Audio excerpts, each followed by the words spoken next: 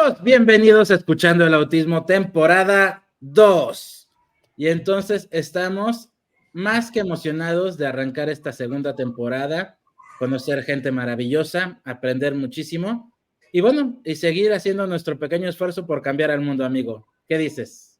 Nada, súper contento de estar aquí. Además, tenía muchas ganas desde hace tiempo de hacer un podcast con el invitado de hoy, al que voy a ver también en persona prontito en un congreso aquí en Querétaro, que estoy, como veis, el background es distinto. Estoy ahora, como dice mi amigo Oscar, de ciudadano por el mundo, por aquí, por México, y nada, con muchas ganas de hacer esto semanalmente otra vez. Esperen los videos de Abraham probando comida mexicana, se va a hacer una edición especial. El problema es que no paro, el problema es que voy a tener que hacer un documental de 5 horas, porque no paro de probar cosas nuevas. Es probable. Y bueno, amigos, les voy avisando. Para esta segunda temporada hemos preparado un par de sorpresas para que nos acompañen. Más o menos a mitad del episodio vamos a tener una sección acá con el doctor Abraham, en el cual le vamos a pedir que nos cuente una anécdota pedagógica, la anécdota pedagógica de la semana. Y al final le vamos a pedir a nuestro invitado que nos comparta una anécdota especial de la neurodivergencia. Entonces, esto el invitado no lo sabía y Abraham no lo sabía, pero de aquí se trata de hacer cosas inesperadas. Entonces, sin más y con sorpresas, recibamos al invitado de hoy, Mauricio López, mejor conocido como El Cuto. ¿Cómo estás? Bien, bien, ¿y usted? Muy bien, muy bien. Bienvenido a tu podcast. Muchas gracias.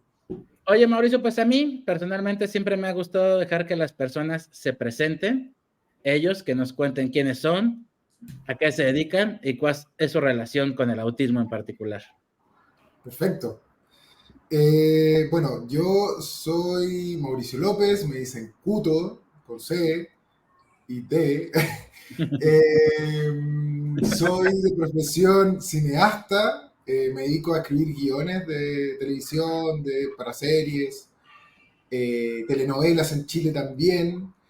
Y a los 33 años llegó mi identificación autista, que fue un proceso bastante largo igual, porque yo fui una niñez no hablante hasta los 7 años, entonces siempre se habló de autismo en mi vida, nunca fue una palabra que no conociera, pero en esa época, en los 90, principios de los 90 en Chile, se creía que el autismo siempre ocurría con discapacidad intelectual, en un 70% me acuerdo que eran las estadísticas en ese tiempo. Ahora sabemos que es todo lo contrario, o sea que solamente el 30% de la población autista tiene una concurrencia de discapacidad intelectual. Entonces fue un proceso bien largo de poder identificarme. Sufrí varios desafíos, tanto en el ingreso a la universidad, a los estudios de posgrado también me costó mucho. Cada cambio fue un poco más difícil hasta que me di cuenta que había algo dando vueltas que no se ajustaba a la norma, por así decirlo. Y fui a identificarme como una persona autista porque ya lo había escuchado todo el tiempo. Así que así es como llegué al autismo de alguna forma y empecé a hacer activismo. En ese activismo, que era muy precario en esa época, era contar mi experiencia básicamente, contar que se me identificó como una persona autista, hablar sobre lo que me pasaba a mí, particularmente a mí, y en eso yo siempre he sido bastante estudioso, entonces empecé a buscar referencias en la bibliografía académica, que era al parecer algo que no se hacía mucho en el mundo del activismo en esa época.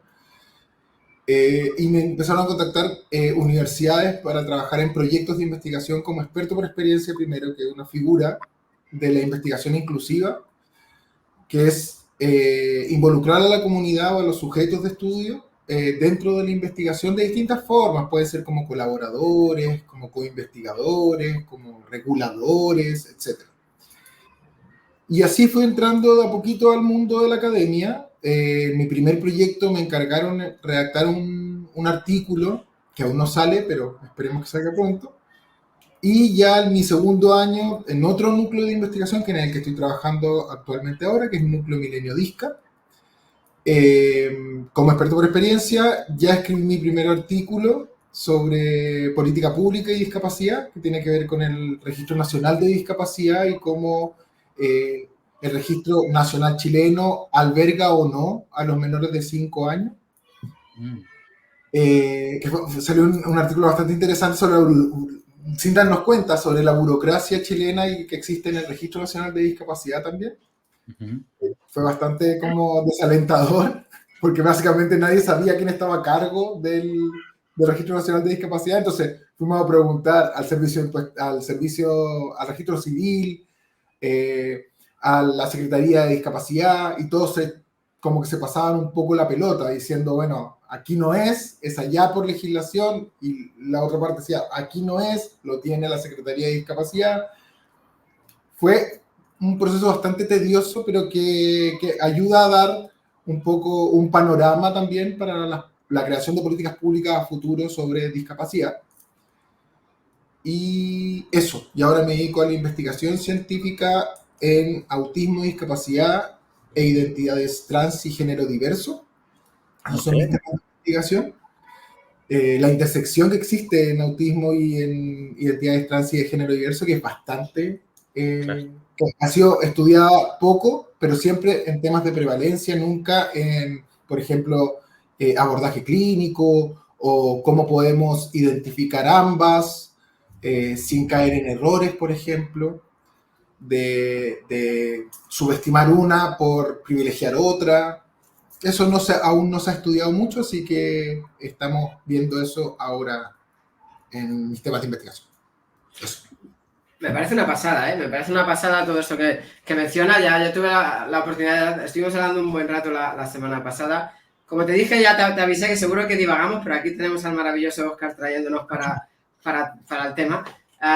Pero me parece súper interesante, ¿no? Yo he lidiado o sea, he tenido muchos chicos, yo he trabajado con alumnos de todas las edades, pero sí que me he centrado mucho siempre en la adolescencia, temprana adultez, y se encuentran casos, yo creo que, como dices, no se ha estudiado, no encuentras artículos, no encuentras referencias, y es súper importante, porque encuentran muchos chicos autistas, muchas chicas autistas, que, pues, todo esto que menciona, ¿no? Al final, ¿dónde está? O sea, ¿cómo evaluamos una sin discriminar a la otra, no? Muchas veces se piensan que es, bueno, pues es autista, no sabe, o es o sea, y encuentras, porque al final la identidad de género, todo esto es súper importante, y para una persona autista puede ser muy complicado, ¿no? Yo tenía una chica me cuesta también un poco a veces cuando cambio el castellano. El género neutro es chique, ¿no? O una persona. Bueno, en Reino Unido, claro, te cambia mucho, porque cuando hablas he, she, y si no se considera, por ejemplo, género no binario, es they. Claro, entonces, tú imagínate estar hablando de una persona y cómo te explota el cerebro algunas veces para tú mismo enfocarte en... Completamente. Y luego, ¿cómo le explicas todo esto al resto de alumnos que están en la clase también? ¿Sabes? Que son autistas, pero claro, si no lo haces a esta persona le estás causando un problema, ¿no? Un trauma, le estás causando muchas dificultades, ansiedad, y es algo que me parece súper, súper importante, ¿eh? Sí, es complejo porque también en ese rol actúa mucho el rol de la sociedad, de qué es lo que se espera de nosotros, como diciendo, por ejemplo, yo me veo una persona, un hombre cis, pero yo puedo que no me identifique como un hombre ni como una persona cis, por ejemplo. Entonces la expresión de géneros es muy relevante a la hora de los prejuicios que las personas tienen sobre nuestros pronombres, sobre nuestra identidad. Y efectivamente, lo que se ha estudiado últimamente, o sea, porque no es algo nuevo tampoco tan nuevo, pero sí, se han hecho estudios donde se identifica que las personas autistas se identifican en un 70% con la comunidad LGBTIQANB+. A mí, claro, siempre llega una persona y me dice, mi hijo no es gay o mi hija no es trans. Y yo, claro, digo, se puede interpretar de esa forma, efectivamente, pero si uno lee los estudios, tiene que ver más con lo que hablabas tú, Abraham, que es la identidad, el sentido de la construcción identitaria, y que en una construcción identitaria disidente o fuera de la norma, es mucho más fácil poder identificarte tú como persona autista, que eres parte de esos grupos segregados, con otro grupo segregado y su construcción identitaria. Entonces no quiere decir que todos sean personas gay, personas lesbianas, personas trans, etcétera, es que probablemente la construcción identitaria de una persona miembro del colectivo LGBTIQAN+, va a ser te va a hacer mucha más resonancia como en tu construcción identitaria autista, sí, que una persona heterosexual, por ejemplo. Sí, ahí yo creo que vale la pena tomar en cuenta dos cosas, ¿no? Una, yo te diría, mi hijo, yo soy papá de un niño autista, ¿no? Y por eso estoy aquí, esa es mi relación con la neurodivergencia. Es libre de ser lo que quiera ser, ¿sabes? O sea, yo creo que es lo primero que tenemos que entender. Por ser un nacido en los 80s, si es gay, será mucho más fácil para mí lidiar con eso a que si es transgénero, por ejemplo. Sí, por supuesto, pero eso no es él. Es un tema mío por mis construcciones sociales, por mi percepción, con lo que he lidiado en la vida. O sea, yo, por ejemplo, he tenido amigos gays. Yo no he tenido amistades transgénero. He tenido conocidos transgénero, he entrevistado a gente transgénero. Un amigo mío que trabajó en un documental lo hizo sobre la vida de una persona transgénero que se dedicaba al espectáculo. Pero yo no he tenido un amigo cercano transgénero. Y entonces, esas construcciones sociales, creo que es a lo que te refieres un poco. O sea, al ser parte del ser diferente, al ser parte del no aceptado, es fácil que una persona que también se siente un poco así al ser neurodivergente resuene con las personas transgénero, comunidad LGBT más. Sí. Y no quiero que se confunda, porque se puede confundir también con que pueden ser más permeables a que su identidad de género sexoafectiva es una comunidad. Es una cuestión de que se contagien, por Dios santo. Es una cuestión de comunidad. Es una cuestión de que como tú lidias con el bullying, tú lidias con el no ser aceptado, tú lidias con una sociedad que no te recibe de la misma forma que recibe lo que está normado, pues somos iguales, pues es como los darks o los pandrosos o los groncheros o los punks. Las conversaciones son más similares. Entonces, claro, es más fácil crear vínculos con esas personas. Y no quiere decir vínculos, no estoy hablando de vínculos sexuales, afectivos, etcétera. Estoy hablando de vínculos, de una vinculación de amistad, de par. Es mucho más fácil llegar a conversaciones con esas personas, con una persona que probablemente te va a decir, bueno, pero adáptate. Somos la mayoría. Bueno, o todavía encuentras gente, pues, anda, autista, o sea, venga, sí, autista, con todo lo que hablas tú, o con esos tatuajes, pues eso te digo, ¿no? O anda gay, o sea, es toda esa parte, pero lo que me parece súper importante, porque sí que es verdad que en la academia, todas esto sobre todo en la parte de estudios sociales, ¿no? Ciencias sociales, al final, obviamente, agrupamos, ¿no? Cogemos, pues, variables, agrupamos, y que se puedan aunar y mezclar todas estas variables, hacer estudios un poco transversales, es súper importante, ¿no? Porque al final sí que hay muchos estudios hablando de la comunidad LGTB, hay muchos estudios en ciencias sociales hablando ya de autismo, pero poder estudiar esa relación, esa interrelación, al final, súper importante. Es como lo que hablo siempre, ¿no? Del impacto en la cultura, del autismo en la cultura y de la cultura en el autismo, ¿no? Al final estamos hablando de una cultura...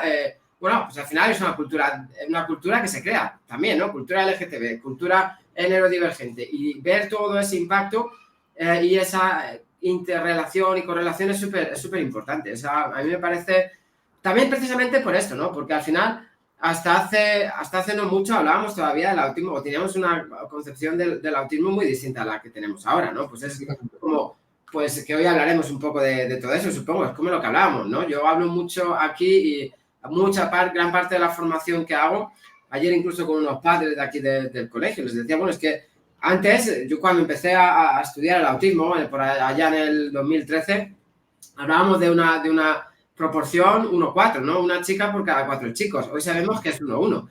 Entonces, ahora ya se está empezando a diagnosticar personas adultas, ¿no? Es como mencionabas, se pensaba que el 70% de personas autistas tienen discapacidad intelectual. Ahora es al revés, ahora es el 30%, porque ya cada vez...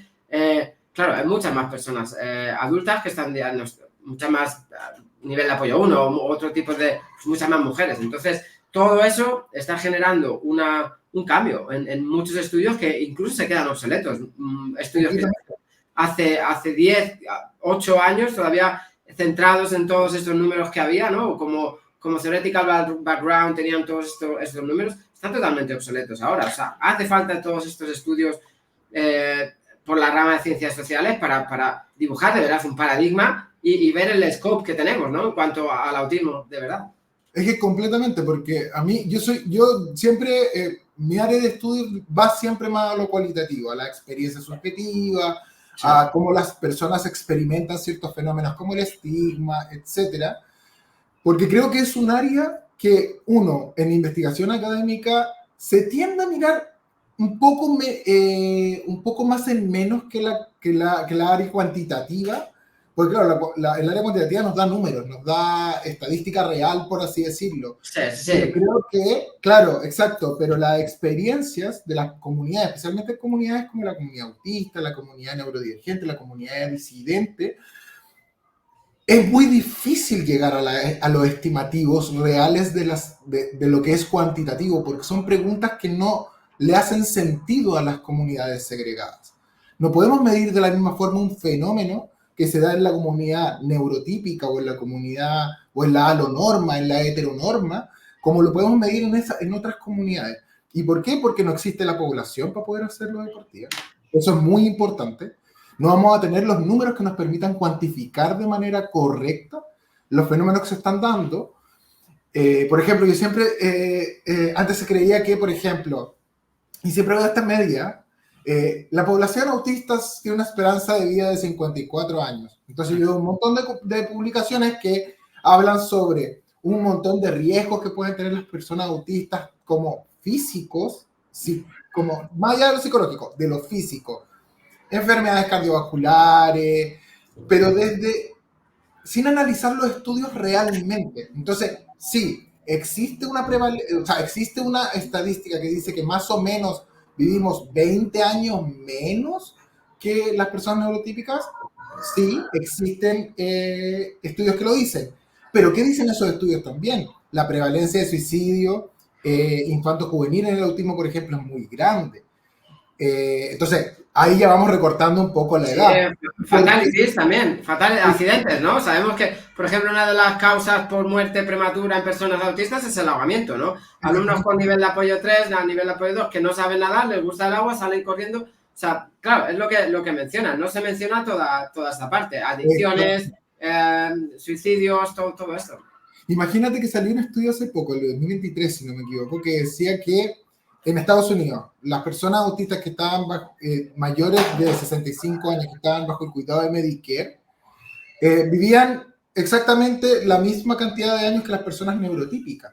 Entonces, claro, también ese estudio lo que resalta es que brindados los apoyos y los ajustes necesarios para que una persona autista pueda desempeñarse correctamente, productivamente, socialmente, culturalmente en el mundo neurotípico, no tiene ninguna relevancia. O sea, como que podemos sacar todos los factores o la gran mayoría de los factores que hacen que esas personas vivan menos. Entonces, claro, ahí los estudios cualitativos son extremadamente importantes porque entendemos que lo que está pasando cuantitativamente tiene un factor que va ligado a la calidad de vida, al bienestar, y que tenemos que enfocarnos en eso para poder mejorar la estadística cuantitativa, por así decirlo. Sí, ¿verdad? Y sobre todo para saber un poco más, para entender, como hablamos de la identidad también, la identidad autista, para saber cómo sienten las personas autistas. O sea, sentir en cuanto a pertenencia a la sociedad, en cuanto a ser parte activa y tener una vida plena también, ¿no?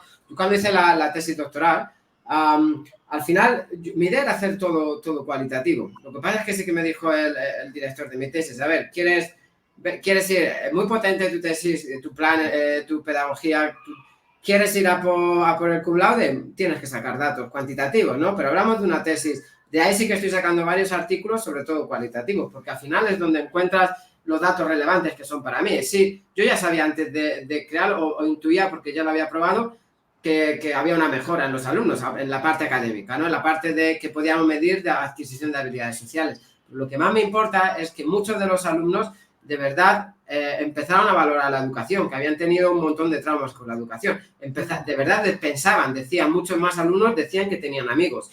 Todas estas partes positivas, todo la autoconciencia, ¿no? La autoestima, todas estas partes cualitativas para mí era lo más importante, saber que la pedagogía que había creado hacía que las personas con las que trabajamos, tanto personas neurotípicas como personas autistas, bueno, tenían una mejor percepción de la educación, una mejor conciencia social, entendían mejor el autismo, se entendían mejor, mejoraban la comunicación, todo eso para mí mucho más relevante que sacasen un 8 y un 10 después. Absolutamente. Yo los quiero regresar un poquito a esta parte, más quiero hacer una pregunta a ambos. Yo tengo la teoría de que todos estos estudios que hablas, por ejemplo, de los que dicen de la violencia de muerte o de este tipo de cosas, de entrada creo que tienen un error, y es que hay un subdiagnóstico tremendo. Y es, por ejemplo, yo le preguntaba a Abraham, o sea, tú que obtuviste tu diagnóstico formal, ¿en qué estadística entras? ¿En la de ahorita o en la de que correspondería a tu año de nacimiento? ¿Y quién lo actualiza? Y ese estudio que se realizó en donde, por ejemplo, ¿tú de qué año eres, Cuto? ¿En qué año naciste? 86. 86. Todos los estudios que se hacen en esa época, como dices, tú podías ser un niño de 7 años que era no verbal, nadie te iba a diagnosticar, ni se enteraba, ni se pensaba en diagnóstico, entonces no es parte de la estadística. Entonces, todos esos estudios están hablando de entrada de niveles de apoyo mucho más altos, y entonces ahí tienes un sesgo de grupo tremendo. Tremendo. Entonces, eso es lo primero. Y a mí me resulta curioso que menciones este dato porque a nosotros cuando nos dieron el diagnóstico y pasamos por todo nuestro proceso, a mi esposa de las primeras cosas que le brincó y le preocupó fue ese tipo de datos. Exactamente. ¿Sabes? O sea, que a veces yo creo que en la ciencia no se toma en cuenta el impacto social que tienen estos estudios. Absolutamente. El que un padre de repente lo primero que piensa es que su hijo, su periodo de vida va a ser más corto y piensa que es ¿sabes? Como por destino, porque no haces estos análisis de interpretar de dónde viene la información y todo esto. Entonces, yo alabo mucho que hagas esta labor. Pero los quiero regresar un poquito.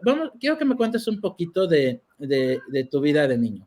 O sea, ¿cómo es estar en esta situación? Porque hoy en día yo no lo puedo entender. O sea, a mi hijo lo diagnosticamos a los 3 años, no verbal, ya estamos reaccionando a terapias, hemos tenido un contexto maravilloso, etcétera, etcétera. Pero en tu contexto, ¿cómo fue? A los 7 años, pues ya tienes conciencia, memoria. ¿Cómo fue ser neurodivergente, no verbal y estar viviendo la vida cotidiana, por decirlo de alguna forma? Fue un ambiente bastante hostil. Yo tengo pocos recuerdos por lo mismo. Fue bastante traumática mi infancia. Yo, por suerte, tengo el apoyo de mi melliza. Otro más a la lista. Y los míos también son mellizos. Mi melliza es neurotípica, es muy neurotípica. O sea, no sé si es tan neurotípica, pero es más neurotípica que tú, por lo menos, dice. Sí, hasta el momento creemos que es neurotípica. Y ella pudo hacer un montón de pasos conmigo que yo, si hubiese estado solo, quizás no hubiera tenido el desarrollo que tengo actualmente. Y me refiero a esto principalmente. Cuando yo no hablaba, acá a los 7 años tú entras a un curso que se llama Primero Básico en Chile. Y ese es el curso donde tú aprendes a leer y a escribir, la lectoescritura.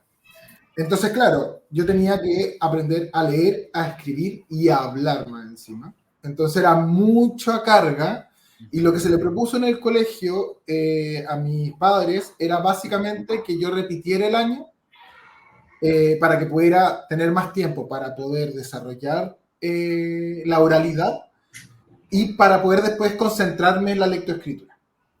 Evidentemente mi mamá, que me conocía mucho más que los profesores y los doctores, sabía que eso iba a ser un posible desafío mayor, separarme de mi vínculo primario que era mi hermana melliza, y que probablemente cualquier, no quiero llamarlo avance, pero sí cualquier aprendizaje que pudiese tener iba a estar mermado sin la presencia de mi hermana en el aula, que creo que fue una muy buena opción. Entonces, efectivamente, ella rechazó la opción de repetir ese curso.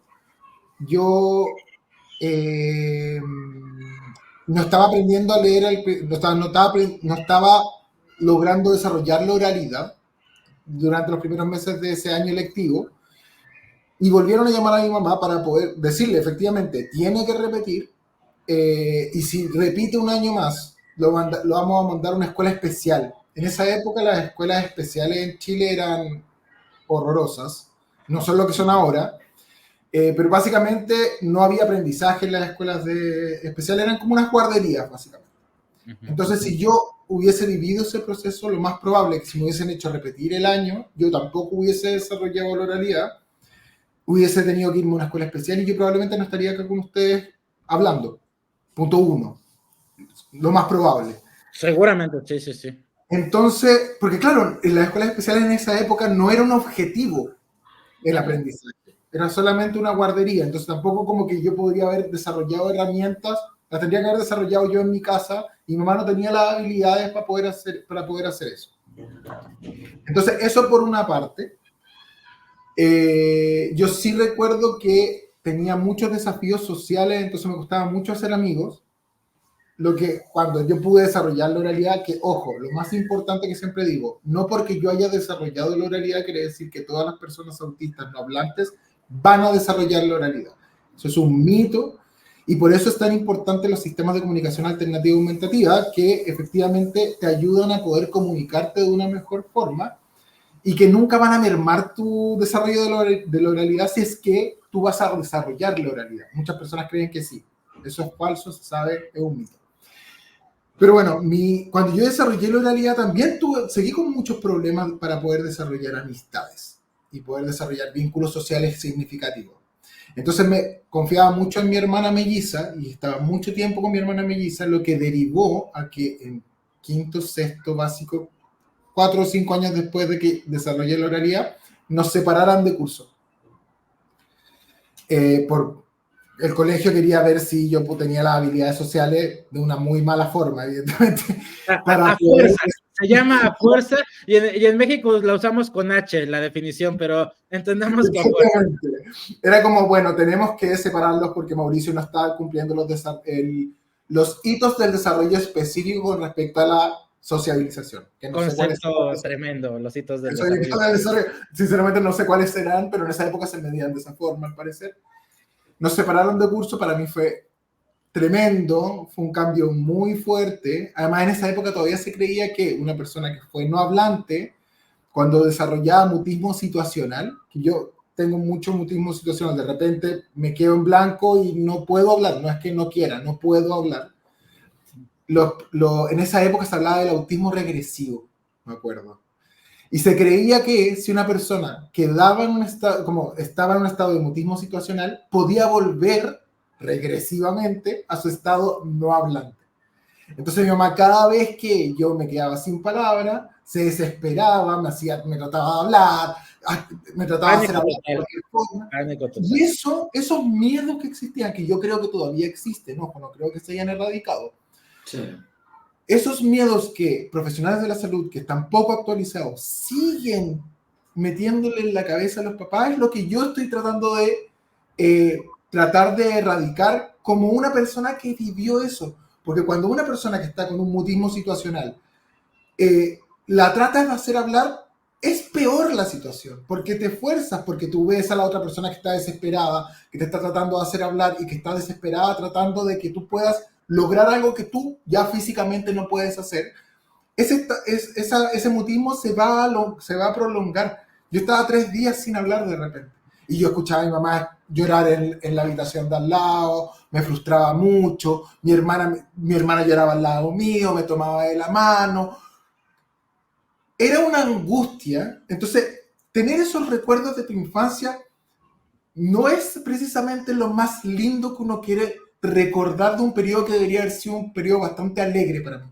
Mi mamá hizo lo mejor que pudo con las herramientas que tenía, mi hermana hizo lo mejor que pudo con las herramientas que tenía, pero ahí yo hubiese agradecido mucho tener un profesional de la salud capacitado que entendiera más allá de meter miedos, replicar mitos, de lo que era ser una infancia, una niñez no hablante o un mutismo situacional en ese caso.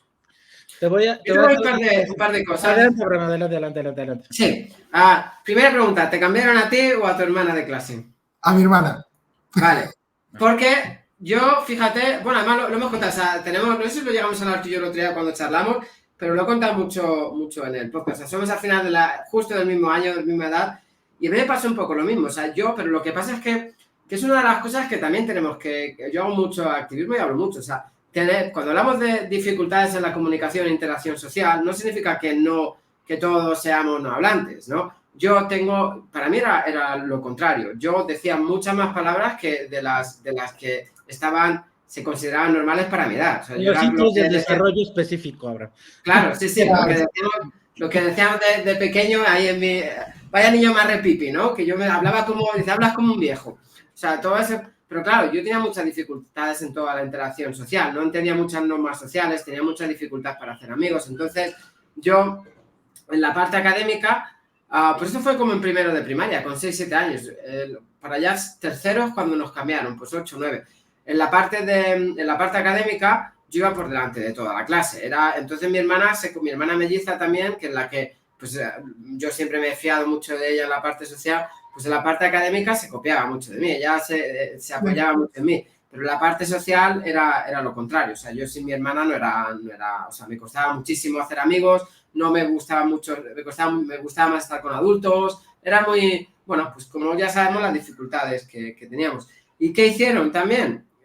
Los lumbreras, como decimos en España, los maravillosos profesores, en esa época, también por la falta de formación, yo creo que estaban haciendo con las herramientas que tenían, por eso formamos a la gente, por eso hacemos todo este activismo, ¿no? Porque para dar esas herramientas que antes no había.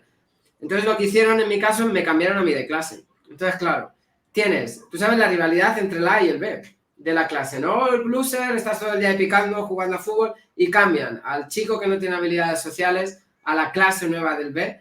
Fue un pase fatal. Toda la primaria con bullying, súper mal. Por eso te preguntaba que a quién cambiaron, ¿no? Porque en mi caso me cambiaron a mí que me reventaron. O sea, fue una experiencia malísima. Y luego algo que tú dices, ¿no? Súper importante. Al final es el chico autista el que va a determinar. Hablamos un poco el otro día, fíjate, un tema que me parece, Óscar, no te enfades conmigo, pero un tema que me parece súper importante, ¿no? El tema también de los padres, ¿no? Lo voy a tocar un poco por encima. O sea, está genial que un padre pues hable de todo el apoyo que nos den, ¿no? Y es espectacular. Ahora, tenemos que salir de la idea de que conseguimos algo por un padre, conseguimos algo por un profesor. No, necesitamos, yo siempre hablo de contexto, ¿no? Para mí la palabra contexto es súper importante, que los padres creen el contexto adecuado para que florezcamos, ¿no? Como blossom, como que queda mejor en inglés que en castellano, pero bueno, para que tengamos nuestro máximo potencial. Ahora bien, no depende de ellos solo, al final el trabajo es nuestro. Y en ese lo toco hoy por encima, ¿no? Por lo que mencionas, al final es la persona autista la que va a decidir o la que va a trabajar para llegar a ser verbal y desarrollar toda esa oralidad que mencionamos, ¿no? O sea, a veces que igual empujamos mucho para que hablen o intentamos y al final creamos más traumas. No pueden, o sea, a veces, venga, pues... quiero un plato de comida, venga, macarrones. Si me dicen macarrones, te doy un plato, si no, no te lo doy. No, lo que estás haciendo es que incluso vaya para atrás. O si me dices esta palabra, te doy esto. O si, no, esto también tiene inadecuado. O sea, lo que hacemos no puede. O sea, al final le estamos castigando, le estamos poniendo un castigo o le estamos por algo que no puede hacer, ¿no? A mí es como... Y yo te pongo un ejemplo. Yo odio la mayonesa, es algo sensorial. Vomito con la mayonesa. Me pongo malo de tenerme de tirarme 2, 3 días en la cama a veces solo porque he comido un poco mayonesa. Y no es que me haga nada físicamente, no, es que a mi cerebro a mí me destroza la mayonesa. Solo toda esa parte sensorial. Claro, si a mí me dices, quiero, pues yo qué sé, quiero una guitarra nueva, me dices una cucharadita de mayonesa y te comes la guitarra nueva. Me estás fastidiando. Es un ejemplo muy extremo, pero pero no dudo que pase, ¿eh? No dudo que pase. Espérate, te lo voy a contar. Para que los padres entiendan, ¿no? Que muchas veces el tema de la oralidad lo que hay que hacer es todo lo contrario, crear los espacios para que los niños se sientan cómodos y en base a eso se sientan pues cómodos para desarrollar la oralidad, porque influyen muchas cosas ahí, ¿no? ¿Cómo lo voy a decir la primera vez? No sé pronunciarlo, ¿no? Todo este tipo de cosas, en vez de poner este tipo de estrategias conductistas, ¿no? Que no llevan a nada. Sí. Mira, ahí tengo muchas cosas que hablar. Yo vivo con un trastorno de la ingesta alimentaria que se llama ARFID, no es nuevo, salió, o sea, como ahora recién fue reconocido en el DSM-5, es un trastorno que no tiene que ver que no siempre tiene que ver con la imagen física ni con la privación de comida por algún objetivo estético, por así decirlo, como si lo podría tener la bulimia y la anorexia. Se confunde mucho también. El ARFID básicamente tiene que ver con un desafío sensorial a la hora de la comida y también un desafío social a la hora de la comida. Porque muchas veces se cree que el ARFID solamente es que no podemos comer cierta textura, ciertos colores, ciertos olores, cierta forma, pero también tiene que ver con el ritual de la comida, el ritual social de la comida. Por ejemplo, hay días que no puedo comer, o yo como muy poquitas unidades alimentarias se llaman básicamente. O sea, puedo comer arroz, pollo, lechuga, huevo, y puedo hacer nuevas unidades mezclando esas unidades. A veces sí, a veces no, depende de las texturas. La primera abordaje que yo fui para poder solucionar un poco el tema, porque ya era muy flaquito, muy flaquito. Te estoy diciendo, yo mido 1,84 m y estaba pesando 72 kilos. Estaba muy bajo peso. Esto fue a los 27 años. Yo no sabía que era autista todavía. Y a la primera terapia, al primer abordaje que asistí fue un abordaje cognitivo-conductual, que tenía que ver con este sistema de premios también. Y era básicamente un sistema de aproximación que era... tu mayonesa es mi puré, básicamente. Yo no puedo ver el puré, no tolero la textura del puré, no. Pero era hasta ahí solamente, no podía comer puré. Antes podía tener a comensales en la mesa comiendo puré y no me molestaba. Me pareció un poco impresionante, pero no me molestaba mayormente. No entendía por qué lo hacían, pero bueno, hay que tolerar a los demás, claro. ¿Por qué les gusta? ¿Por qué lo piden? No entendía, pero claro, podía estar en la misma mesa. Hoy por hoy, hice esta terapia de aproximación, que es básicamente, te encierran en una pieza, está con el puré en la misma habitación. Después, acércate al puré. Toca el puré con un dedo. Pone el puré en tus labios. Pone el puré en la lengua. Y así va avanzando en este abordaje de aproximación.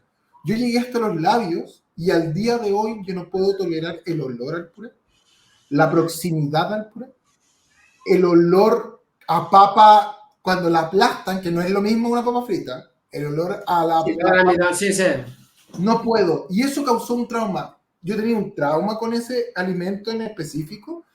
La terapia de aproximación causó el doble del trauma. Ahora ya no puedo ni siquiera estar en una habitación con el puré. Entonces, a mí eso me da miedo de las terapias de aproximación, de las conductuales, porque claro, estás reforzando una conducta solamente para que parezca que no te molesta, pero no vas al fondo de lo que está pasando.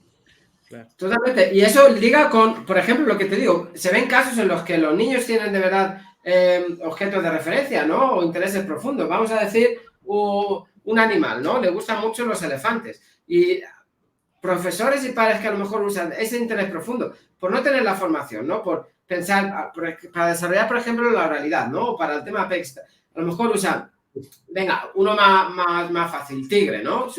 Vamos a decir, o venga, tiburón, para hacer un homenaje a tu interés profundo. Hablan de, pues eso, tiburón, y vengas, quieren un tiburón, y venga, pues un tiburón, pero tienes que decir tiburón. Al final lo que puedes hacer es incluso crear un trauma y dejar de tener ese objeto de referencia, dejar de tener esa motivación. Al final conectan eso con la mala experiencia y lo que era antes un interés profundo, lo que era algo que podías usar para regulación, para motivación en otros ámbitos, lo pierdes. Entonces, súper importante toda esa parte. A mí con la mayonesa es igual. Ayer además estuve cenando con Óscar, que parece, joder, normalmente estamos súper lejos, yo ahí en Londres, él aquí en México, pero estamos ahí además conozco estoy aquí en la escuelita de donde va su hijo y estuve cenando con él y una compi y me pongo malo solo de pensar que una salsa pueda llevar, hay muchas salsas que como el chipotle o algo así que le ponen un poquito de mayonesa y es que voy al punto en que si me la meto en la boca, por muy poco que sea yo lo noto, entonces no sé explicar y me pongo mal, o sea, me voy a vomitar, depende, o sea, puede ser unas horas, puede ser 3 días, me pongo malísimo. Entonces, es un poco esa, no es obsesión, es que no puedo con ello, como tú dices del puré. Y de haber intentado, o situaciones como, mira, mi sobrino, el pobre le quiero un montón, pero pues hace 6, 7 años él tenía 11 años, entonces él no entendía nada de eso y me hizo, y desde entonces yo creo que tengo un poco más de angustia con la mayonesa, porque me hizo una broma, estábamos en un bar ahí en Madrid con mi tía, él y yo, y me fui al baño y había patatas con mayonesa y me lo untó así un poco en el vaso que casi ni se notaba, no se notaba a simple vista, para hacer la broma, ¿no? Para el pobrecillo. Tú no sabes qué mal estuve varios días porque fue beber el Nestlé y lo noté todo y bueno, él hasta el día de hoy todavía me pide perdón, pero no pasa nada, es un niño, ¿sabes? Pero a lo que te digo, que todo ese tipo de cosas genera mucha más angustia. Pero ojo, que también tiene que ver con un modo de la educación que nos brindaron también. Si esa conducta no es dañina de parte, claro, ese niño no te quiso hacer fue por nada. nulo, pero no es positiva. Pero claro, él tiene en la cabeza de que todo se come. La comida, toda la comida del plato se termina cuando se sientan a la mesa. Sí, Y son estas como estos 10, como, ¿cómo se llaman? Los 10 mandamientos. Sí. Son como mandamientos que uno que le tiene que enseñar a sus hijos, porque es que cuando vayas a otro lugar te tienes que comer todo lo que te dan en el plato, siempre tienes que decir que sí, y son conductas que terminan siendo dañinas porque crean este estigma que es como, bueno, no se va a dar cuenta porque es solo una maña. Sí. Solo una maña, no pasa nada, no le va a pasar nada grave. Y ahí podemos entrar al terreno no tan solamente de la selectividad alimentaria, el ARFI, de las alergias alimentarias también. Alergias alimentarias, sí. Entonces, claro, también cuando yo hablo con padres, con cuidadores, siempre les digo eso, cuidado con lo que le decimos a nuestros hijos también, cuando queremos, en un esfuerzo desesperado también, yo lo entiendo, de que se alimenten de buena forma, por ejemplo, que tengan todos sus nutrientes. Tenemos que ver cómo podemos hacerlo para que en un futuro no podamos perjudicar una relación que pueda tener esa niñez con otros adultos. Yo siempre lo digo con el tema del sí y el no. No porque te lo diga una persona mayor tiene que ser una autoridad al respecto. Tú te conoces mejor que cualquier otra persona. Solo si le dice la mamá, tampoco, el sí de la mamá absoluto tampoco es algo que debería existir. O sea, porque la mamá lo dice o porque el papá lo dice es así. No, eso no existe. Porque por desgracia, los abusos generalmente son por parte de familiares cercanos, porque tienen esa situación de confianza. Entonces, esas crianzas que tal vez nosotros vivimos, que yo creo que los tres tenemos esa experiencia de como, porque la mamá lo dice es un sí, y nunca se dice un no, o porque el papá, o porque el tío, incluso, a mí me lo hacían con mis abuelos de repente, porque mi abuelo lo decía, pero yo tengo una anécdota muy entretenida siempre, que siempre lo cuento, es como, mi abuelo siempre me preguntaba cuánto lo quería y yo, muy autista, era 0. 0, 0, 0. Y él se obsesionó siempre con eso. ¿Cuánto me quiere? 0. Mi mamá ardía de rabia. Es como, ¿cómo le haces eso a tu abuelo? No puede ser. Y batabola. Mi abuelo validaba eso. Decía, si él dice 0, es 0. Y está bien, yo voy a lograr que él me quiera, pero que él me quiera de una forma que él pueda procesar que sea sana. Y hasta que llegó un día que habíamos compartido mucho tiempo, estábamos juntos, yo me había cuidado todo un día, y me dice, ¿cuánto me quieres? Y yo le dije, 1. Y para él eso fue qué bueno, algo del otro mundo, y era todo lo que necesitaba. Entonces, pasar por esas frustraciones, yo siempre también cuento esta historia, mi sobrina tiene 5 años ahora, yo no tomé a mi sobrina, ni le di un abrazo a mi sobrina hasta que ella me permitió hacerlo. Yo no tomé a mi sobrina hasta los 3 años. Me dolía el corazón, sentía que era un pésimo tío, pero sentía que como su figura masculina, fuera de su padre, digamos, y su abuelo, yo tenía que darle un ejemplo que las figuras masculinas en su vida tenían que preguntarle siempre, ¿te puedo tomar? ¿Te puedo abrazar? ¿Te puedo dar un beso en la mejilla? Y ella tiene que saber cuándo decir que sí y cuándo decir que no. Y yo hasta el día de hoy, si ella me dice, no quiero que me abraces, no quiero que me des un beso para despedirte, yo respeto esos límites. Y está súper bien que lo hagamos también.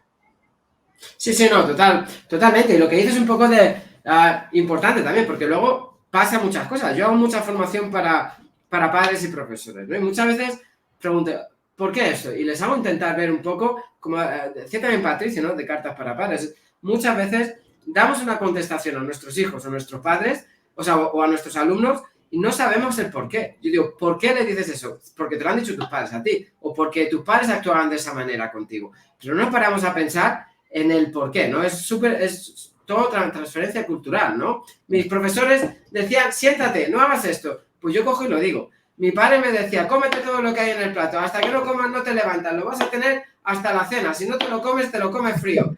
Y repetimos las palabras porque es lo que culturalmente hemos aprendido, pero no sabemos no nos paramos a pensar en el impacto que eso tiene en los niños, ¿no? Yo lo he dicho en muchísimos podcasts, en lives, y cuando yo era director del colegio, yo tenía prohibido a los profesores el no vacío. O sea, el no estaba permitido si un niño va a correr a la carretera, tal. No, claro. Vale, agárrale. Ahora, después me haces un informe de cómo vas a explicar al niño el porqué de ese no y el por qué no se debe ir a la carretera. Porque si no, los niños es solo no y están esperando al que el profesor diga sí o no para hacer algo. No, queremos personas independientes y que entiendan el por qué no. Entonces, en vez de no, un pero, ¿no? Esto es como te quiero, pero, ¿no? Todo este tipo de cosas, te quiero, pero no quiero estar con, ¿no? El no, el pero, y todo eso tiene que llevar siempre una justificación y que los chicos lo entiendan, ¿no? Ahí yo el mismo concepto que tú relevaste hace poco, yo tengo dos conceptos que a mí me vuelan la cabeza y siempre los repito a cada rato, es como el concepto de autonomía y agencia, que son dos conceptos para mí fundamentales. La autonomía efectivamente en niñeces es progresiva, no vamos a poder dar la autonomía absoluta a un niño desde que nace, pero es progresiva y se tiene que ir trabajando para que esa autonomía sea plena para mi gusto, lo antes posible. Sí. Lo antes posible. Para que sepa tomar determinaciones, que no es lo mismo que independiente. Porque a veces nosotros pensamos que la autonomía tiene que ser independiente, no podemos depender de nadie. Y no tiene que ver, las personas que son sujetos de dependencia pueden ser completamente autónomas y tener agencia absolutamente. Pueden tomar pueden tener autodeterminación. No tiene por qué la situación de dependencia que puede pasar en un niño, una persona mayor o una persona con discapacidad, no tiene por qué limitar tu agencia ni tu autonomía. No tiene que ver nada con la dependencia o con la independencia. Tenemos que gestionar que esas personas, menores de edad, niñeces, personas adultas, etcétera, podamos gestionar desde nuestras emociones, estoy hablando, que es lo más complejo, gestionar nuestras emociones y gestionar también nuestras decisiones, cómo vamos a determinar nuestro futuro también. Sí, totalmente. Y luego también, por último, ya antes de que Óscar... porque hablamos de independencia, autonomía, y yo siempre digo, súper importante también explicar, sobre todo a los niños, ¿no? O qué es ser independiente o qué es ser autónomo, ¿no? A veces muchos padres, y yo cuento aquí una anécdota que además puede ser, si quieres, Óscar, la anécdota pedagógica que decías. El International Neurodiversity College of London presenta la anécdota pedagógica de la semana. Yo me acuerdo, además esto era un niño neurotípico, ¿no? Dirigía un proyecto en línea durante la pandemia en Murcia, un proyecto muy chulo que creamos, y claro, tenía que conectar en línea. La mamá me decía, bueno, es que mi hijo no es independiente, es que estoy cansada, es que tú eres una referencia para él, vamos a hacer una reunión. Y yo con el niño, 8 años, 7, 8 años, y le digo, vamos a poner un nombre, Paco, ¿no? Imaginario. Y le digo, claro, ¿para qué estamos aquí? Me dice la mamá. Bueno, pues para que Paco sea más independiente. Entonces, y hables con él para que sea más independiente. Y mi aproximación fue, Paco, ¿sabes lo que significa ser independiente? La madre se quedó en shock. Dice, no, ¿cómo va a ser independiente una persona si no sabe lo que es ser independiente, ¿no? Entonces ya empezamos a explicarle bueno, pues vamos 3 puntos para ser independiente. Y ya a partir de ahí empezamos a trabajar. Este verano mi mejor amigo, que nos ve, también los podcasts, uno de mis mejores amigos, me dice, es que mi hijo no tiene 5 añitos, espera, mi hijo no tiene respeto por nada ni por nadie.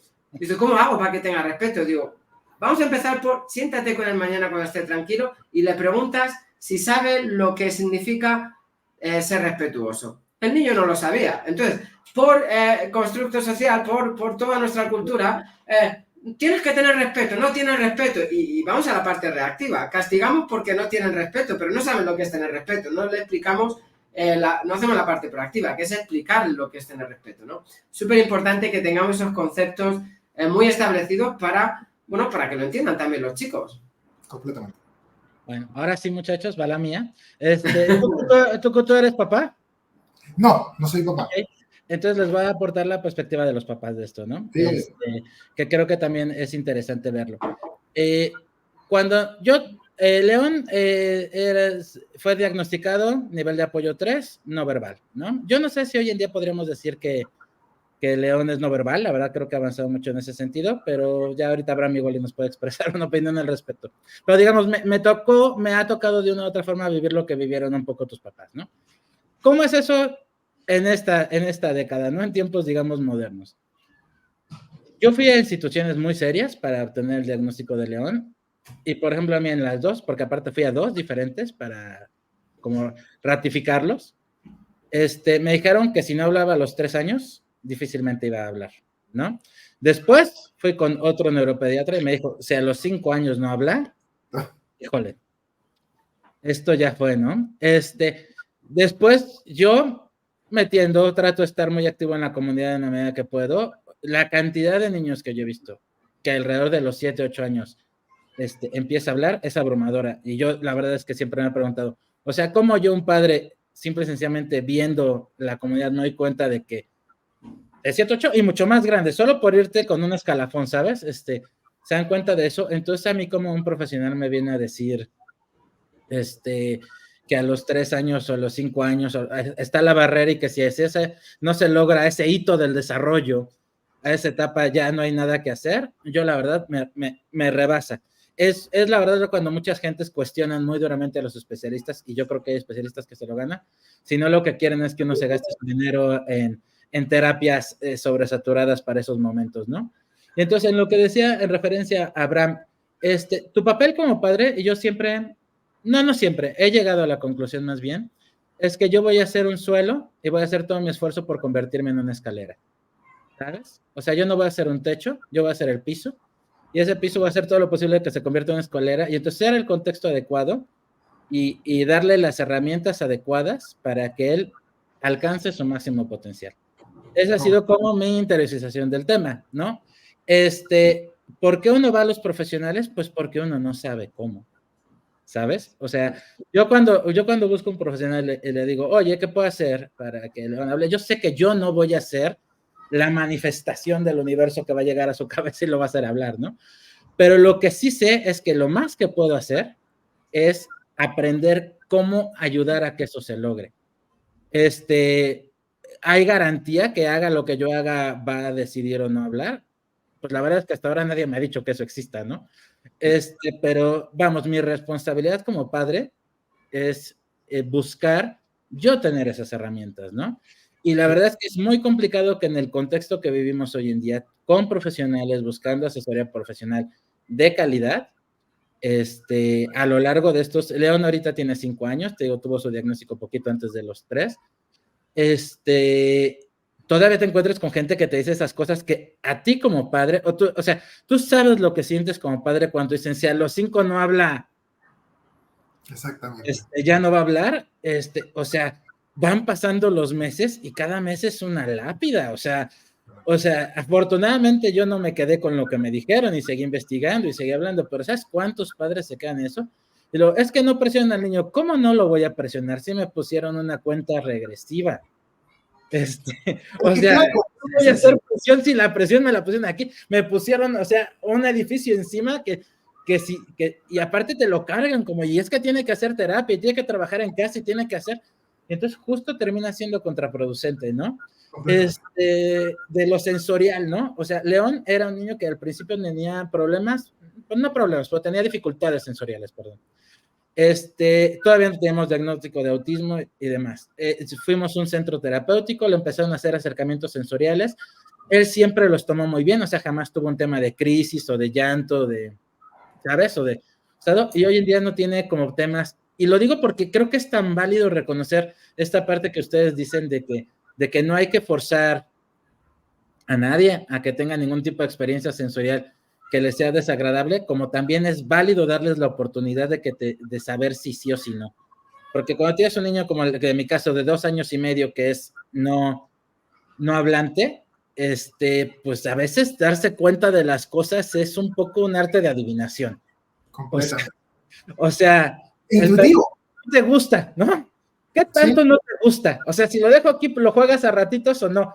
Porque no me puede decir que no le gusta, no es que rompa en llanto, ¿sabes? O sea, nada más es como sensaciones de desagrado. Entonces, a veces para los padres, no es tan fácil, ¿saben? Darse cuenta como cuando uno estás viéndolo de fuera, o dos, cuando no tienes esa carga, moral de que es tu hijo, ¿sabes? O sea, mira, que es importante.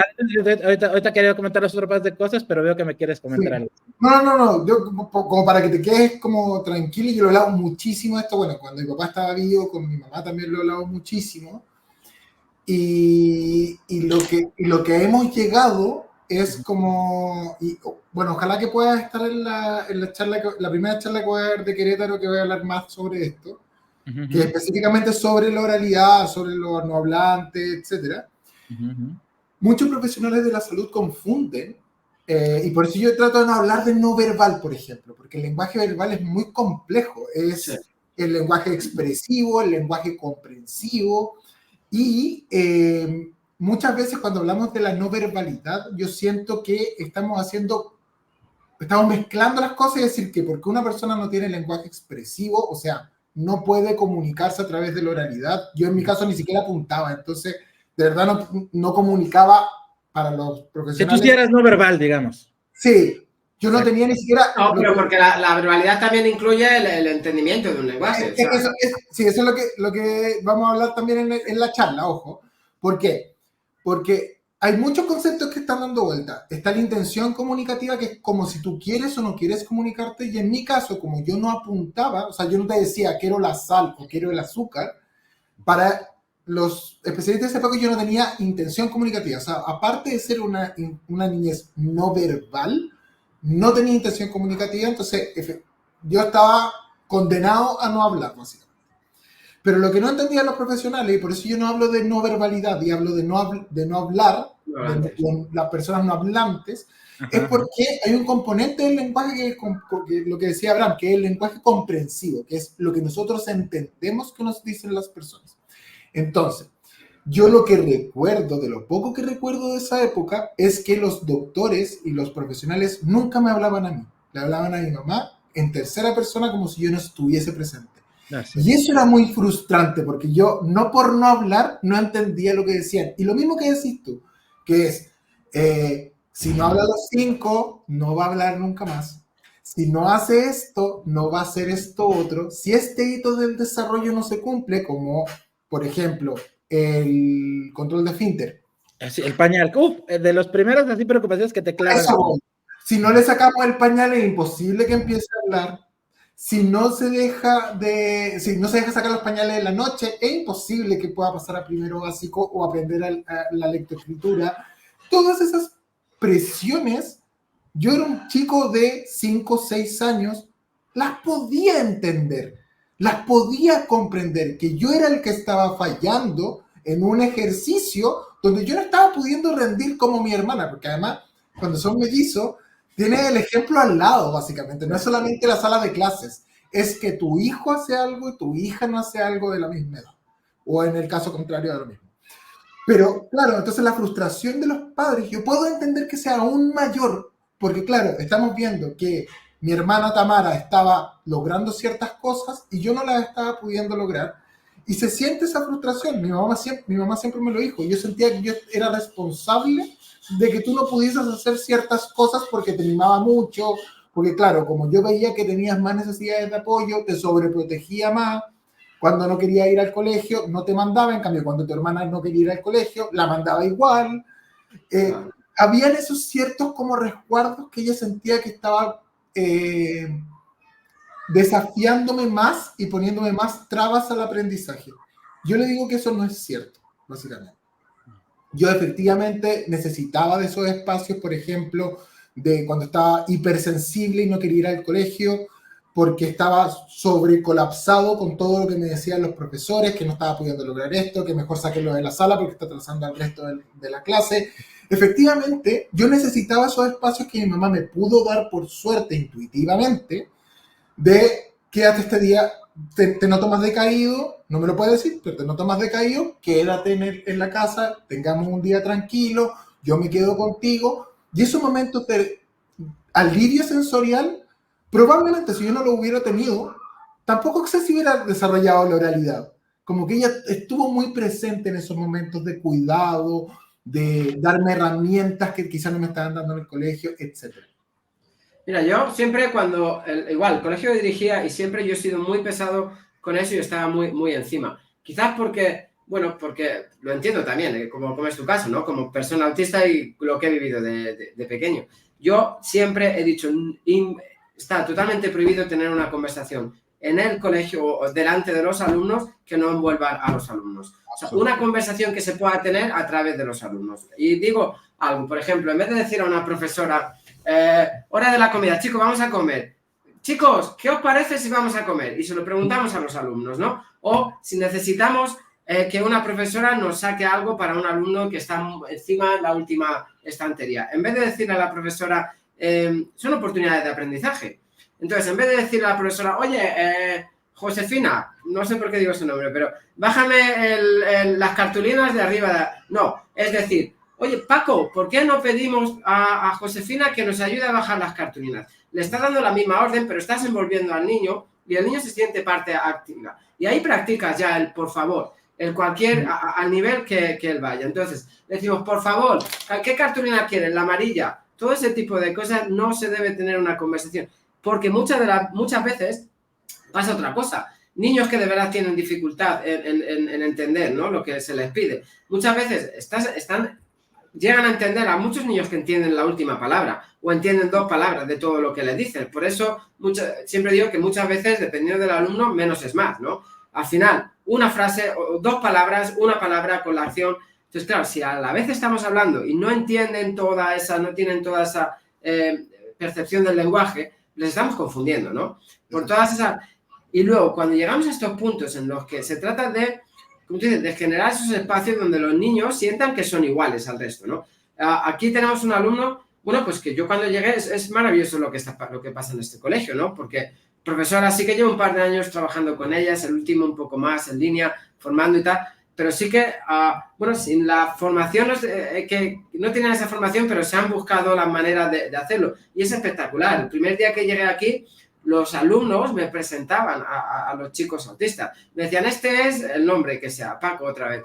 Y él se tapa los oídos, o él se comunica así, o él es maravilloso que entiendan esa empatía. Entonces, mi primera aproximación aquí fue a uno de los alumnos que tenían un poquito más de dificultades, le ayudé a encontrar un sitio para regularse, que no tenía. Y luego la comunicación, el llegar a decir, claro, porque se le estaba dando herramientas a todos los niños, ¿no? Es un poco lo que decías, a tu hermana le pedían unas cosas que a ti no. Entonces, a todos los niños, cada vez que pedían algo, era como palabra mágica, por favor, gracias. ¿Qué oportunidad tiene este niño de ser, por qué no se le está pidiendo? Entonces, le cogí un momento de 5 minutos estaba comiendo un poco y le enseñé, por favor, y gracias, ¿no? En Makaton, en inglés, que es el que sé.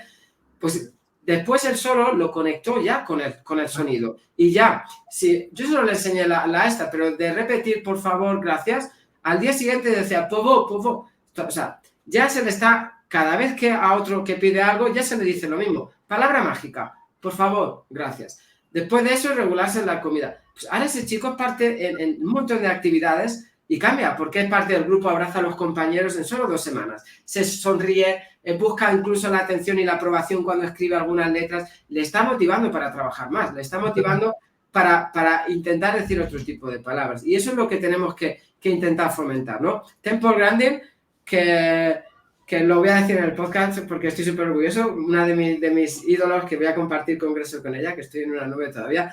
Temple Grandin siempre dice que no hay que sobreproteger a las personas autistas. Y yo creo que es súper importante, ¿no? Protegerla igual que al resto, entendiendo que si un niño neurotípico un día tiene un día muy difícil, se puede quedar en casa. Entendiendo que si una persona autista con dificultad sensorial un día no puede ir al colegio, se puede quedar en casa. pero no hay que sobreprotegerlos, ¿no? Lo que hay que hacer es crear estos espacios en los que ellos se sientan parte y no sientan que están haciendo nada malo, sientan que la manera en la que somos es totalmente normal, es apreciada y celebrada, y ahí es cuando vamos a fomentar, vamos a querer aprender, vamos a querer hablar, o no, y vamos a querer desarrollar un montón de habilidades. Pues bueno, muchachos, tenemos que ir cerrando. La verdad es que podremos hablar otras 2 horas fácilmente, pero Lo apuntamos para hacer otro más adelante, porque nos queda aquí cambio de narrativa académica, que es súper importante, nos quedan un montón de cosas. Pero yo nada más les quiero compartir 2 cosas súper rápido, ¿no?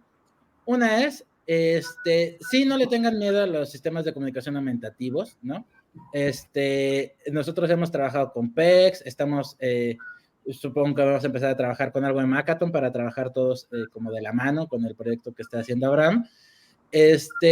Y lo que yo sí les puedo decir es, tengan la confianza de seguir los pasos, seguir los procesos. O sea, no todo al mismo tiempo funciona igual. ¿Qué quiere decir con esto? De que decían de forzar a un niño a pedir las cosas para dárselas, ¿no?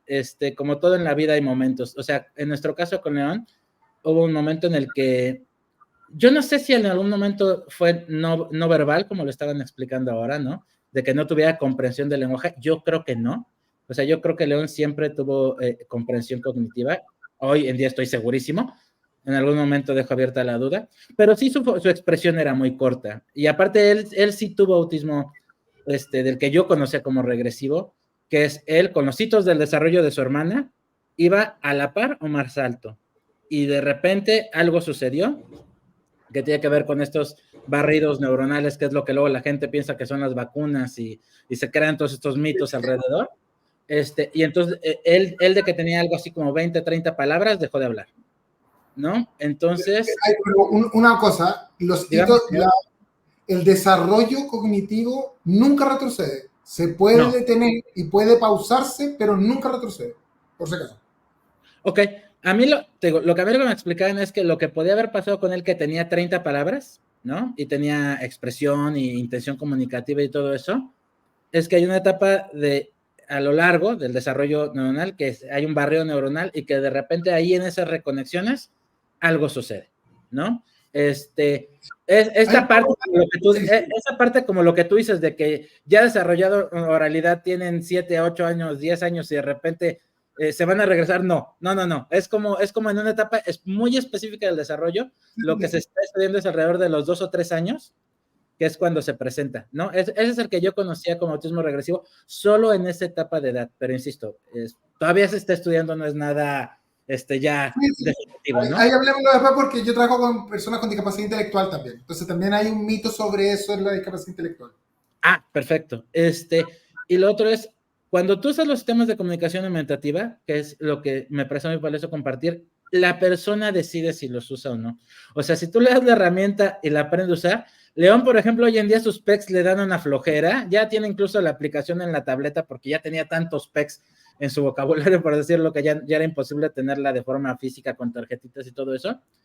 Y ya la verdad es que prefiere hacer acercamientos orales o prefiere hacer actuaciones literalmente que ir por la tableta, sacar el PEC y todo esto, ¿no? Que es parte como del desarrollo que el mismo sistema propone. Y nosotros, por ejemplo, sí hemos empezado a hacer estas motivaciones de, a ver, trata de decirlo, ¿no? No frustrando, es muy importante. O sea, es que aquí la observación del padre es vital. O sea, lo que tienes que cuidar es nunca frustrar a tu hijo. O sea, nunca el reto debe estar por encima de su frustración. Lo puedes hacer un juego, lo puedes hacer un reto, pero no tiene que ser una frustración. Tiene que tener cierto alcance. Y esa es la parte que yo creo que está muy fina. Pero yo lo que les diría es, sean pacientes, no se angustien, no crean en los techos de cristal que les ponen. No es de que si su hijo no habla a los 3, o no habla a los 5, o no habla a los 7, o no habla a los 15, o no habla en la vida. O sea, no crean estos techos de cristal, ustedes trabajen con ellos, sean sus compañeros, aprendan, estudien, adquieran información, traten de hacerlo lo mejor posible, den su mayor esfuerzo, y eso es lo que es más que suficiente. Y ahora sí, antes de nuestra pregunta del cierre, que siempre le hace Abraham, yo quiero, Couto, pedirte que nos cuentes una anécdota de la neurodivergencia. Puede ser de niño, de joven, de adulto, de ayer, de lo que sea, pero alguna anécdota puede ser graciosa, puede ser complicada, puede ser una enseñanza que tenga que ver con la neurodivergencia. Es momento de mi historia neurodivergente. No va a ser tan personal, o sea, sí es personal, pero no es mía, por así decirlo, y tiene que ver con lo que estábamos hablando recién. Es muy importante cuando uno empieza también lo vamos a hablar en la primera sesión que tenemos en el Congreso, es uno de los temas que toco. Es muy importante entender que los hablantes, los tipos de hablantes, no solamente no habla o habla, también están los que no se conocen mucho así, se conocen como los hablantes no fidedignos. Pésimo nombre, que yo estoy proponiendo otro, de hecho, que es el hablante incomprendido. ¿Por qué? Porque el ejercicio comunicativo es multimodal, o sea, no solamente oralidad, y es bidireccional, o sea, depende de que la otra persona dé las herramientas para que la otra persona se pueda comunicar. Yo tengo una hija con síndrome de Down, que es la hija de mi mejor amiga, y efectivamente ella tiene un habla incomprendida porque su lengua es más larga y más carnosa de lo que su paladar puede aguantar. Entonces lo que hace que su lengua de repente queda afuera la mayoría del tiempo, etcétera. Tiene más problemas y desafíos comunicacionales. Muchas veces se cree que estas personas con hablas incomprendidas no deben ser objeto de sistemas de comunicación alternativa aumentativa porque pueden frustrar esa oralidad. Lo que yo les digo es todo lo contrario. Si tú le estás constantemente preguntando a una persona con síndrome de Down, en el caso de mi ahijada, ¿qué? ¿Cómo? ¿Qué dijiste? Dímelo de nuevo. Eso es frustrar la comunicación. Porque esa niña va a decir, que me ha pasado con la Fati, con mi ahijada, es como, ¿sabes qué? No quiero hablar. Si no vamos a comunicarnos, mejor ni te hablo. Entonces dejemos esto aquí. Y esa frustración puede hacer que efectivamente esa oralidad sea un ejercicio frustrado. Entonces, como anécdota siempre les digo, siempre los sistemas de comunicación alternativa o aumentativa son fundamentales para cualquier tipo de expresión, porque como padre, como cuidadores, que es lo que vamos a hablar, pero lo vamos a hablar en otro podcast y creo con Abraham, nunca los padres se tienen que ver como mi hijo gracias a mí hizo tal cosa. No, tú eres un facilitador para que tu hijo logre lo que podría lograr él o ella como persona. Entonces, si nos empezamos a ver desde este rol de superhéroe, que yo entiendo que también se puedan ver así los papás y los cuidadores, yo lo entiendo, porque es mucho esfuerzo, pero le estamos quitando la agencia y la autonomía a nuestros hijos y eso hace que también se frustren a largo plazo. Entonces, los sistemas de comunicación alternativo aumentativo no siempre van a ser los mismos para todos, no todos van a funcionar para todas las personas, y no quiere decir que sean mejores o peores, los de alta tecnología, los de baja tecnología, no, funcionan, y un buen terapeuta del lenguaje o fonoaudiólogo, no sé cómo le llaman en México, un buen terapeuta del lenguaje, o logopeda también le llaman. Logopeda, sí, en Europa. El logopeda debería probar muchos sistemas de comunicación alternativa aumentativa para ver con cuál se siente más cómoda esa niñez o esa persona que no es no hablante, por ejemplo. Sí, a veces siempre hay fotos del niño haciendo algo, o siempre hay fotos de un muñeco haciendo, o sea, individualizados cualquier cosa. Es lo bonito de esto, ¿no? Que ser creativo y que el niño elija el que quiera. Fíjate, voy a nombrar algo antes de irnos porque creo que sí. Cuando pase el congreso, ya si quiere en noviembre, que estemos todos más tranquilos, te invitamos otra vez y hacemos uno. De verdad tengo muchas ganas de hacer uno contigo, sobre todo de esto, ¿no? De la parte, esto que hablamos de los padres también, y conectarlo también con el cambio en narrativa. Me gusta mucho lo que han mencionado de lenguaje no comprendido. No fidedigno, pero ¿cuál es otro término? ¿Cómo? Incomprendido. Incomprendido, vale. Porque solo hablan incomprendido. Sí, pero es súper importante. Yo cuando hablo de comportamientos disruptivos suelo decir comportamientos que suponen un reto, ¿no? Porque al final lo que hace es poner el punto en la otra persona. No es que no se esté comunicando, no es que esté comportándose de una manera inadecuada, no. Es que este comportamiento supone un reto para el resto de personas que no, porque porque supone un reto, porque no lo entienden primero, y esta manera de comunicarse es incomprendida porque la persona que lo está escuchando no lo comprende, pero la persona que lo comunica lo está comunicando. Creo que es súper importante que hablemos del cambio en la narrativa también a nivel académico, ¿no? Pues contigo que eres investigador, conmigo que también somos académicos, ¿el por qué? Porque a veces siempre palabras, ¿no?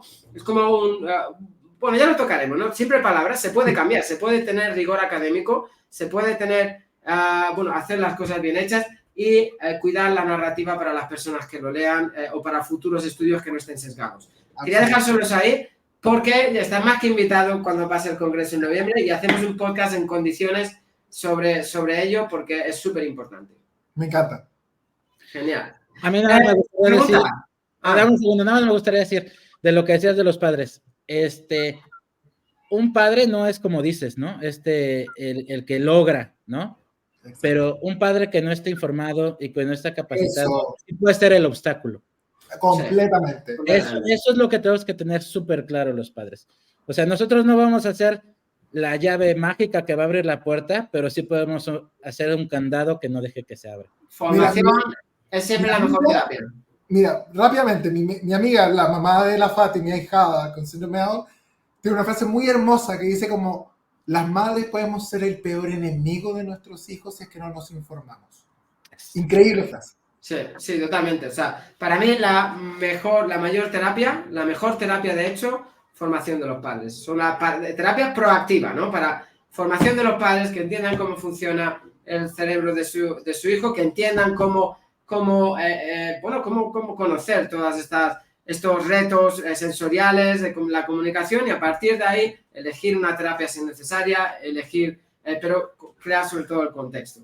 Mauricio, es una pasada, estoy deseando conocerte en persona, seguro que vamos a tener tiempo por allí para charlar mucho y invitarte a otro podcast. Pregunta que siempre hacemos, es el primer podcast, en el segundo ya no te la hago, pero queda un short buenísimo. Bueno, como sabes, el programa educativo es What is Not to Change the World. Ya te comenté un poco mi dificultad para entender las emociones, sobre todo cuando era pequeño y adolescente, y por qué del nombre. Así que nos gusta cerrar siempre preguntando ¿qué es para ti una sonrisa? ¿Qué significado tiene una sonrisa en tu vida o para trabajar con personas autistas o en tu desarrollo como persona autista? Para mí ha sido dos cosas, una cosa mala y una cosa buena. Por una parte está el camuflaje social de la sonrisa. Yo siempre me estoy riendo mucho. Estoy siempre con una sonrisa en la boca. Entonces, cada vez que termino una reunión, para mí me duele la mandíbula. De hecho, tengo bien desarrollada la mandíbula por lo mismo. El mewing. Y claro, entonces para mí sí es un desafío la sonrisa porque es como he aprendido a desarrollarme y no parecer una persona arisca o una persona desagradable. Entonces, por una parte tiene un componente que tiene que ver directamente con el autismo, yo creo, y con esta necesidad de estar agradando completamente. Y por otra parte es una parte positiva, que es sentirme agradado en un lugar y poder como transmitir mi agrado de conocerle a ustedes también y estar en una instancia como esta y poder transmitírselo a través de una expresión, como una sonrisa. Qué bueno, pues muchas gracias. Un verdadero placer. Pues bueno, ha sido yo creo que un podcast muy divertido. Yo me lo he pasado genial, espero que ustedes también y a los que nos están viendo y escuchando también. Mauricio, Kuto, un placer, en serio. Abraham, como siempre, un tiempo. Amigo, un placer también. Ahora no puedo decir te puedo decir hasta dentro de un rato o mañana que quedemos para comer unos tacos. Así que, Mauricio, nos vemos prontito y nada, esta es tu casa, un placer. Gracias por todo. Amigos, esto fue Escuchando el Autismo. Hasta luego.